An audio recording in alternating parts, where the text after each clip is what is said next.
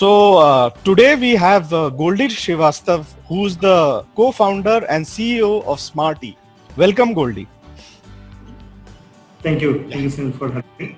Yeah, so I think we can begin with Smarty itself. Maybe you can give a brief overview about Smarty, why it's called, how you formed it, and what all it does.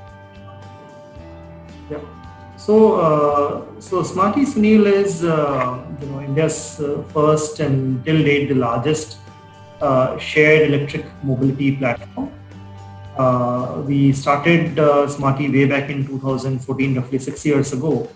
And the idea 6 years ago was essentially to address last mile connectivity in the country and basically organize the last mile connectivity space in the country using electric vehicle and using the entire concept of shared mobility. So that's how Smarty came into being, wherein we introduced a fleet of 30 electric vehicles way back, as I said, about roughly 6 years ago, to offer very economical, safe, reliable, and yet zero emission rides, right, to people. And 6 years later, Smarty continues to be the largest, service of its kind in the country, using a fleet of roughly 1,200 electric vehicles. And we have delivered more than 60 million rides in the last 5+ years of our operations. And over the years, we've also built India's largest network of electric vehicle charging stations. Which can concurrently charge more than 1,600 vehicles today. Over the years, we forged very strategic partnerships with Delhi Metro, which is one of the world's largest metro systems. And today they are preferred last mile partner, offering our services at more than 40 plus metro stations. So that's what we've essentially built, as a Smarty as a brand, right? And we are here to really transform the last mile experience for millions of people, and do that in a manner that brings a positive impact to the environment. So that's what Smarty is all about in a nutshell. Yeah. So, and which all cities are you in now? What are your future plans of expansion? So Smarty, is primarily focused in Delhi NCR. As you would imagine, Delhi NCR alone has a very large population base. It's a city, and Delhi NCR is a region. It's not even a city. It's a combination of 5 cities, and we are present in all those 5 cities in Delhi NCR, which is Gurgaon, Delhi, Noida, Faridabad, Ghaziabad.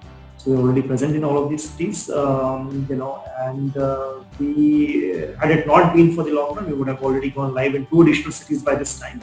But we carry with us national ambitions, and as soon as situation begins to normalize in the aftermath of COVID-19, we hope to expand our footprint to other parts of the country as well. And another, lot of people want to know is, if you look at petrol cars and diesel cars, they have a great ecosystem, right? But that is not the case with electric vehicles. I mean, it's very tough to become an electric vehicle provider. So maybe if you could tell us something about your journey. I mean, what kind of electric vehicles you selected, about the batteries, and I think even the charging station ecosystem you had to do yourself. So basically you had to do the ecosystem yourself. So basically, if you could tell something about that journey. Yeah, correct. If you really look at way back in 2014, India barely had any electric vehicle or electric vehicle ecosystem in the country.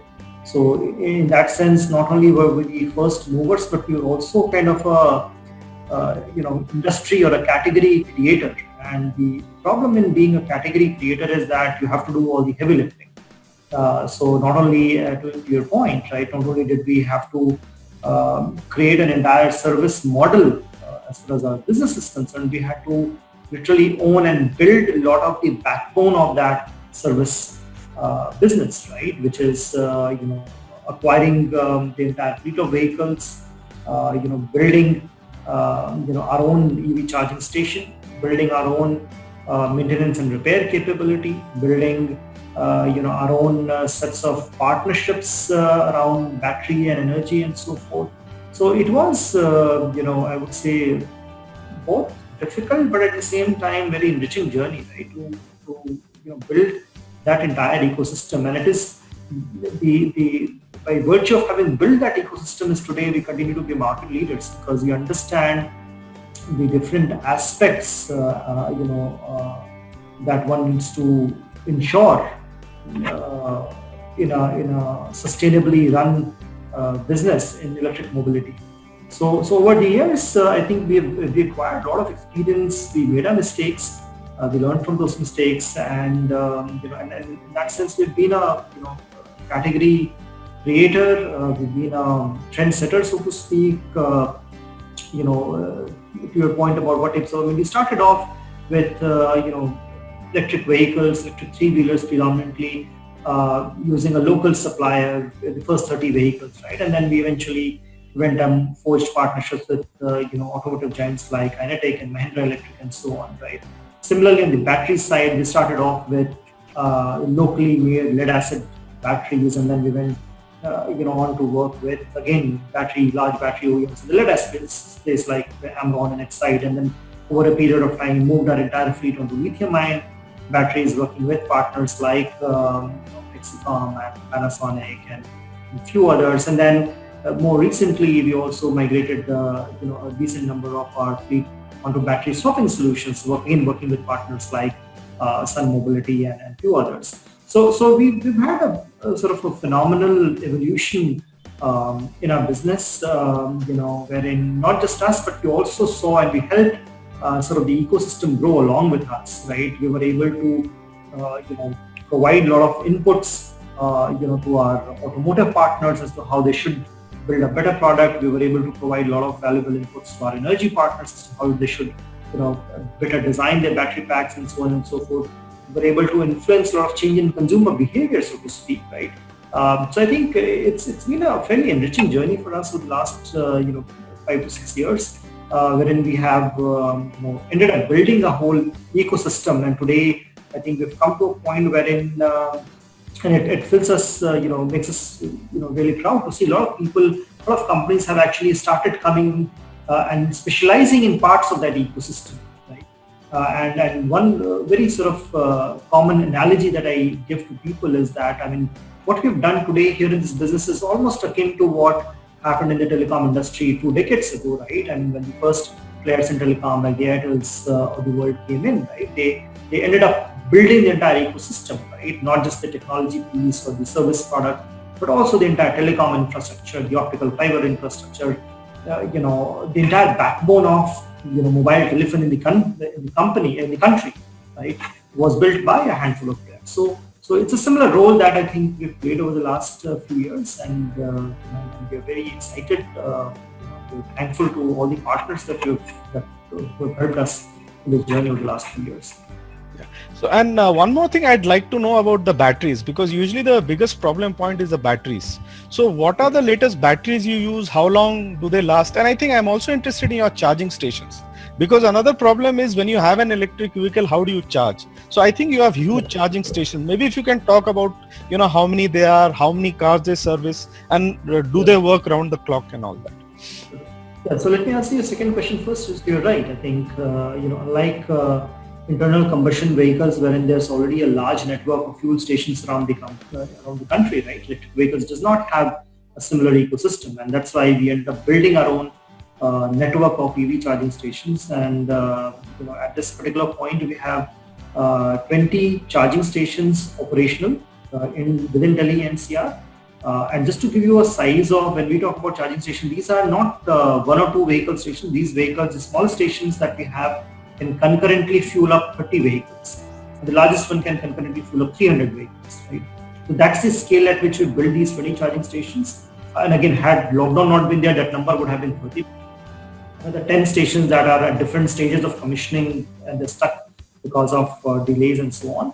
And these are again very, very strategically, spread out across the entire Delhi NCR, region, especially to cater to metro commuters. A big chunk of our user base are metro commuters, office goers who take our vehicle on a daily basis. So most of these stations are very strategically placed either near or adjacent to metro stations or within maybe a kilometer or 2 of the metro station, right? So that they can cater to the metro commuters, very, very seamlessly.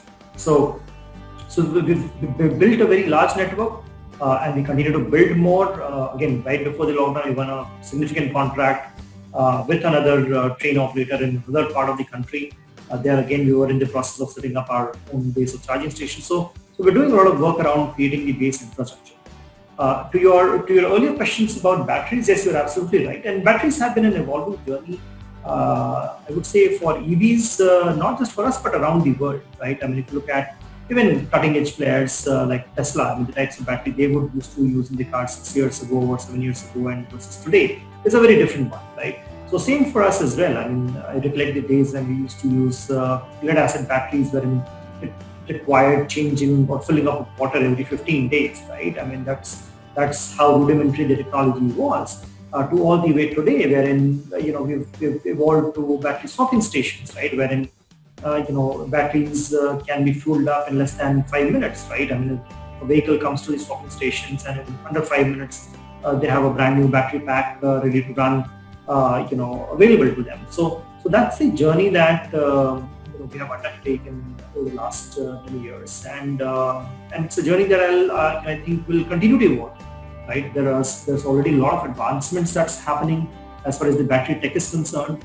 Whether it is chemistry, configuration, or even moving to completely different types of, I would say, combinations like the graphene or solid state batteries and things like that, right? So I think it's a very interesting time to be in the electric vehicle space, and I think there's enough work that's happening within India and outside India as far as EVs are concerned.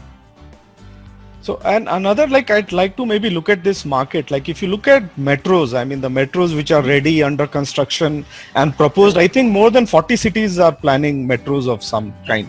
So, of which all 10+ cities already have a fully operational metro. Right. So, of the NCR, how many stations are you managed to service? And in the last 6 years, how have you seen this last mile connectivity, market? How is it? Is it still woefully behind? And what do you think of the last mile connectivity? So let me give you, Sunil, a perspective of how large the last mile mobility market alone is, right? And I think a lot of people don't realize it, the enormity of the market that we're talking about. Last mile market, basis our estimates, Sunil, is about 5 times bigger than that of the cab market. As per our data of 2017-2018, the gross passenger revenue in last mile was roughly $41 billion, growing at a 11% CAGR.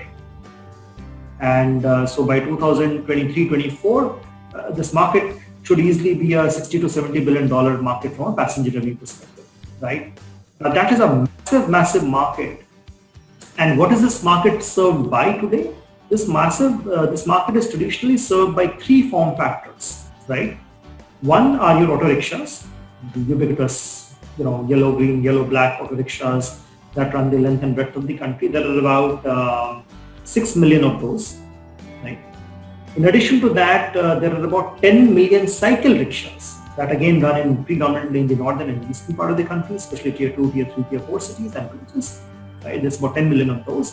And then in the last few years, right, there are additional 2 million electric rickshaws, electric 3-wheelers that have got added onto the Indian streets, and they again move people for short distances at cheap fares. And so it is these 3 types of categories of vehicles that predominantly move a huge number of people on any given day, right? Now, the problem with this massive market is that it's been 100% unorganized. Many times even illegal, or wherein they're not meeting up with the right levels of safety or legal norms, and certainly they are polluting in many regards, especially the diesel and the petrol vehicles, right? So the market per se is very, very massive. There isn't any dearth of demand for a country of 1.3 billion people. Demand generally never an issue, right? Especially when you're catering or talking about the space. Now, as far as Smarty is concerned, it is this space that we've been after, right? And we've been successful in our own means, right, to address that market. Our focus obviously is, to offer professionally run, digitally enabled, a seamless service to and from metro stations. And so far, as I said, we're predominantly focused in Delhi NCR because this is where the largest metro system in the country is there today, and also one of the largest metro systems in the world that's there. Delhi Metro, moves about 2.5 to 3 million passengers every day across 250 stations covering more than 300 kilometers. All the 250 stations, we are present at roughly 40 stations, right? So still a small portion of the metro, which is a very large network that we are serving, but it is something that we continue to rapidly grow, on an ongoing basis. And you're right, I think there are 10 to 12 metros that are already operational, whether it's Mumbai or whether it's Chennai or Bangalore, or Lucknow, Jaipur, and so on. And you're right, there were 40 cities altogether will have metros sooner or later coming up. So from that perspective, I think the service like Smarty plays a very, very pivotal role as far as metros and urban mobility is concerned. So that's like about the ecosystem and the hardware part of it. I'd also like to know about the software and backend part of it. What are all the technological tools that you use on your like e-rickshaws and also e-vehicles, and also like what are the data analytic tools you to see the last mile connectivity of various things? So if you could tell us about all that. Absolutely. So technology, plays a very critical role in our operations, our customer experience, our driver management, asset management, and over the last few years, we've built I would say a massive technology powerhouse, right? That has allowed us to scale, to the extent that we have, right? And I would say our technology really gets divided into three parts, right? One is a consumer-facing technology, right, which allows us to deliver very seamless user experience, right, to customers. And it is here that it's important to understand that a typical Smarty customer is very different from a typical digital customer of a ride-sharing company or a food tech company. This is a very different type of customer, and I often use the example that consumer internet firms today in the country, the successful ones, right, they end up catering to the top 20% of the Indian population, right? Smarty inherently caters to the bottom 70%. Right? It's not the top 20% that is actually our core customer base. It's really the bottom 70%. And so when we look at the bottom 70%, their behavior, their nuances in their behavior are very different, right? And so we've had to build technologies and solutions and products in a manner that works for them, right? So for example, majority of our rides, Sunil, are not booked in advance. They are hailed down in real time, right? And yet they are digital in nature, right? So it requires a very different type of technology product, right? Same way for how user decides to pay for his rides, right? A lot of users find it much more easier to take out a 10 rupee note and pay for the ride versus paying digitally. So how do you eliminate that friction around the digital payments, right? To ensure that the user finds it very easy to do a one-tap payment, right? Or building a whole experience around loyalty, because a lot of our consumer base are highly loyal. They take our rides twice a day, 5 times a week. So how do you build a very, very intuitive and exciting ecosystem for our customers? So there's a lot of work that we build around our consumer experience, right? The second big part is really around our drivers, right? Our driver partners. Again, the same challenge, right? I mean, these are people who are not necessarily belong to the top 20% of the Indian population, right? They come from a very different category, they have a very different type of technology awareness, right? So building a whole technology ecosystem that our driver partners can find value in requires a very different thought, right? And then comes the overall operations and management, right? Which is where I think we put a lot of heart and soul behind it. I mean, right, all the way from managing our charging stations to understanding which station is available or not, what level of battery has drained out from a particular vehicle, which vehicle is where using a lot of telematics tool and IoT sensors, knowing how many people are sitting in my vehicle at any given point of time, using again IoT sensors embedded in the seats, doing a lot of data analytics and visualizing the data to understand the load portfolio across our different routes, to understand how does a route perform on a given time of the day. So there's a lot of stuff that happens behind it, and then there's a whole control center that stitches all of these together to understand what's happening. I mean, at any point of time, today we have the ability to really understand what's happening with every single of my electric vehicle that's out there, right? Where is it going, at what speed is it going, how many people are there in the vehicle, what kind of money it has made, how much battery it has remaining, which is the nearest swapping station, the vehicle is to. So, managing all of those massive pieces, in a seamless manner is something that requires a significant amount of, I would say, sort of heavy lifting, right, from a technology perspective. It's a capability that we built, over many years. And also there's like the, eco-friendly part of it, the environment part of it. I mean, this is like a contradiction. I mean, it's very tough to get into the electrical vehicle ecosystem, but then on the other hand, people want things to be environment friendly, eco-friendly and all. So have you had any help from the environmental groups, or, I mean, how has it happened? I mean, is it... Sunil, I mean, yes, you're right to the extent that people have become more eco-conscious, but truth be told, on a everyday basis, right, I do not believe that the consciousness level is that high that every person starts caring about the type of vehicle they get into. I wouldn't say that it is necessary, and I'm talking purely from a commuter perspective, right? Obviously, there is a priority from the government side, and for governments, the priorities are very high, right? And we have got enough and enormous support from the government, whether it is through their FAME incentive, wherein they're giving in demand incentives to reduce the cost of electric vehicles, or wherein the respective state governments have brought out EV policies by reducing their power tariffs and so on. So I think government has played a very proactive role. But on the commuter side, I wouldn't say that it is the number one consideration for the user, right? I think their first consideration is economics, right? How cheap or expensive my ride is going to be, followed by convenience, followed by safety, and somewhere on the number 3 or number 4 lies the consideration around is it or not, right?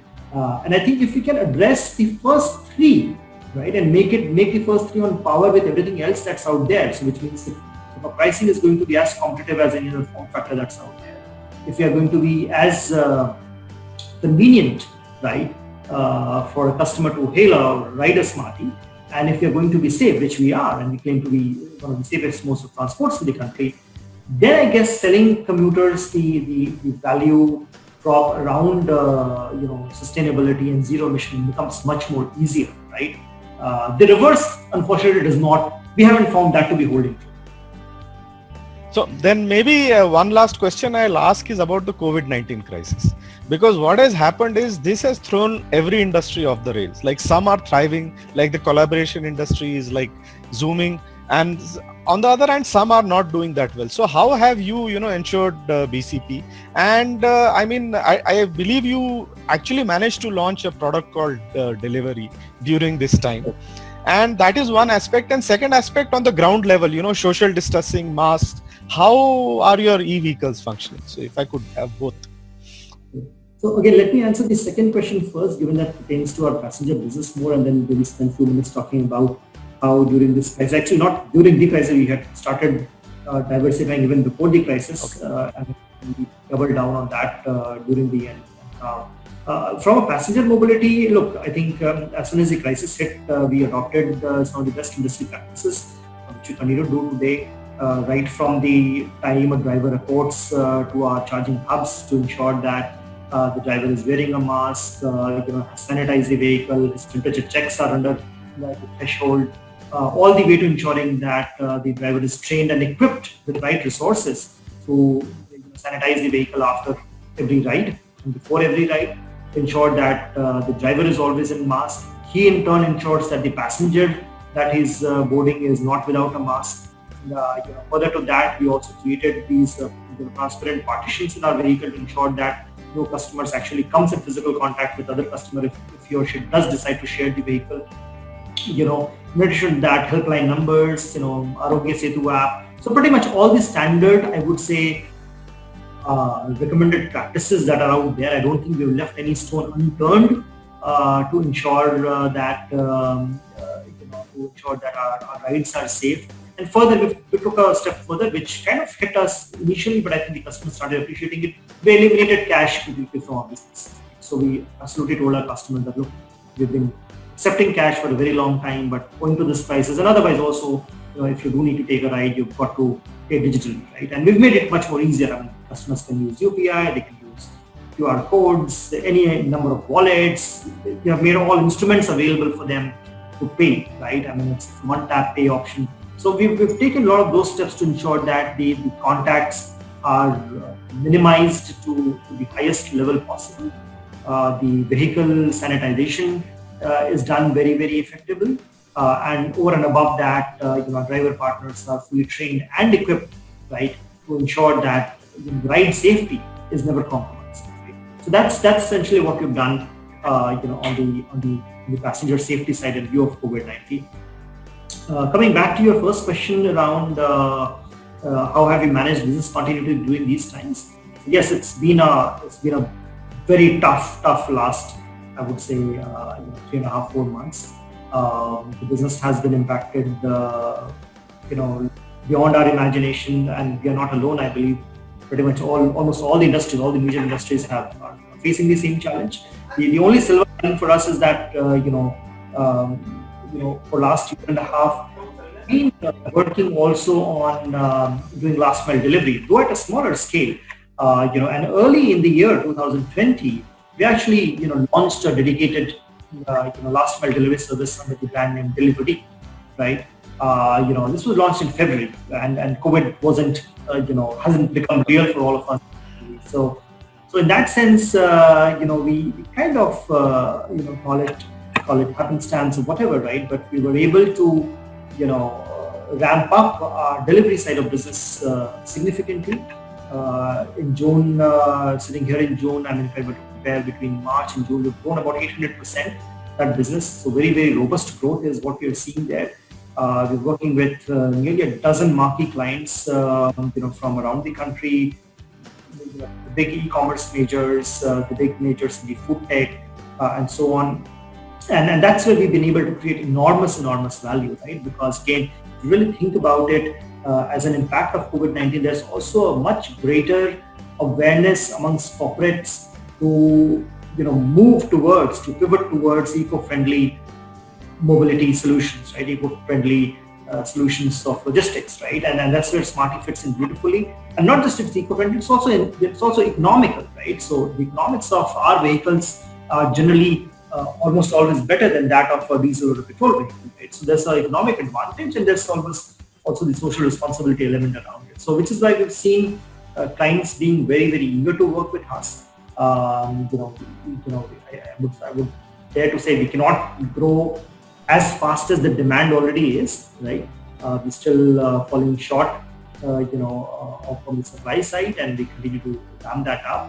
And the fact that we have a very large network of infrastructure and the entire ecosystem that we built for mobility business, right, augurs very well for us to grow this business. So I think we are very confident that even when the situation normalizes, I think the online delivery of stuff, right, will be a irreversible trend. It was already booming as a sector, but I think we will see a massive uplift happening in this space. And as it happens, Smarty and its brand Delivery will be there to partake in that opportunity that gets created. So I think on that positive note, I'd like to thank you for giving your time and telling us all about Smarty. So thank you. Pleasure talking to you. Have a good day. Stay safe.